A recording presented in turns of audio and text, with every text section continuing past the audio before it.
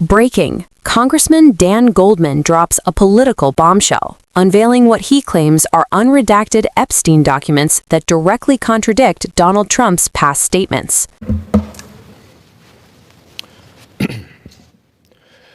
Mr. Speaker, I rise today to discuss this administration's massive cover-up of the Epstein files in order to conceal President Trump's involvement.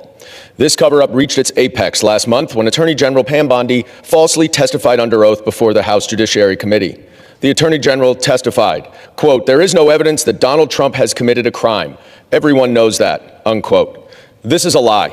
In the 3 million or so documents that the DOJ has disclosed to Congress under the Epstein Files Transparency Act, there is credible evidence that Donald Trump committed a crime.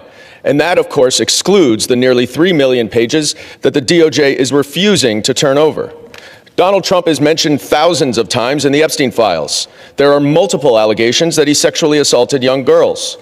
But I want to focus on one victim's allegations that the FBI unquestionably found to be credible.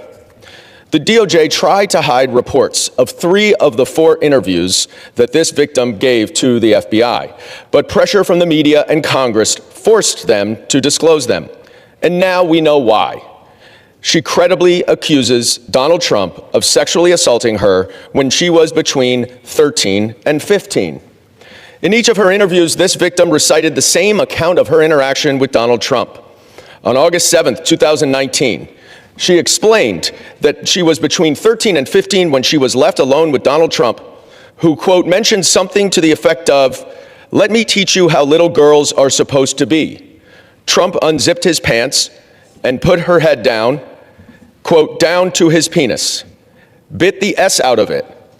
Trump struck the victim and said words to the effect of, "Get this little B the hell out of here." The victim advised that she bit Trump's penis because he disgusted her.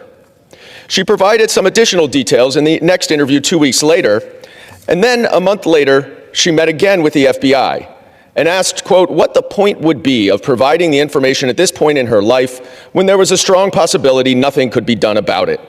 She didn't speak to the FBI again. But the FBI certainly found her story credible.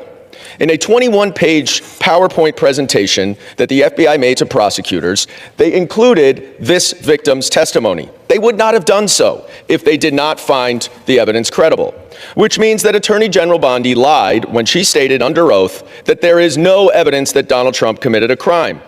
But we're just scratching the surface, because the Epstein files also reveal that Donald Trump has made false statements over the past quarter century about Jeffrey Epstein. We know in 2002, he called him a terrific guy and said, quote, "It is even said that he likes beautiful women as much as I do, and many of them are on the younger side." In a birthday card, 2003, that Donald Trump gave to Jeffrey Epstein for his 50th birthday, Donald wrote for himself that we have certain things in common, Jeffrey. Enigmas never aged. Have you noticed that? A pal is a wonderful thing. Happy birthday. And may every day be another wonderful secret. But in that same year, Palm Beach County opened an investigation into Epstein that eventually was turned over to the FBI. The investigation became public in 2006, and the Palm Beach County police chief received a call quickly after from Donald Trump, where Trump told him, "Thank goodness you're stopping him. Everyone has known he's been doing this." What innocent person calls the police chief about an investigation upon just learning about it? The recent documents also show that Jeffrey Epstein emailed Ghislaine Maxwell and said, quote, "I want you to realize that the dog that hasn't barked is Trump. Redacted victim spent hours at my house with him. He has never once been mentioned." Trump also denied that he ever went on Epstein's plane. But of course, the Southern District of New York said that he was on his plane 8 times, often with young women.